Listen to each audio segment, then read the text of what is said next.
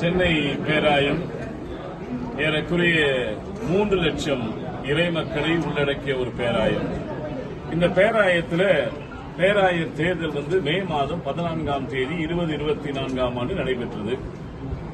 அதிலே 4 பேர் தெரிவு செய்யப்பட்டு இன்றைய நாளிலே அதிலே என்னை அவர்கள் தேர்ந்தெடுத்து சென்னை பேராயராக முன்னிலைப்படுத்தியிருக்கிறார்கள்.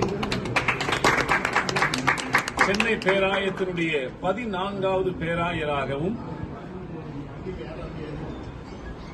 சென்னை பேராயம் உருபெற்று 8வது பேராயராகவும் பொறுப்பேற்பதற்கு இறையருள் அடியேனோடு இருந்தமைக்காக இறைவனுக்கு நன்றி செலுத்துகிறேன். மற்றும் என்னோடு சேர்ந்து பயணித்த எங்களுடைய சென்னை பேராயத்தின் அலுவலர்களுக்காக நான் நன்றி செலுத்துகின்றேன்.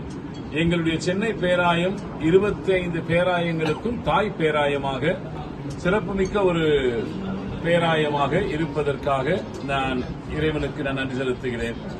எனவே என்னை தெரிவு செய்த எங்களுடைய தென்னிந்திய திருச்சபையினுடைய பிரதம பேராயர் மற்றும் அந்த தெரிவு செய்த குழுவினர் மற்றும் எங்களுடைய தென்னிந்திய திருச்சபையுடைய பொது காரியதரிசி அட்வொகேட் சி. பெர்னாண்டஸ் ரத்தினராஜா அவர்கள் மற்றும் பொருளாளர் டாக்டர் விமல் சுகுமார் அவர்கள் அனைவருக்கும் எங்களுடைய நன்றிகளை நாங்கள் தெரிவிக்கின்றோம்.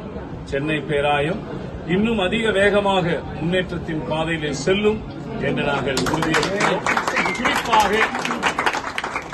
குறிப்பாக அடித்தட்டில் இருக்கக்கூடிய எங்களுடைய தலித் மக்களுக்கு முன்னுரிமை கொடுப்பது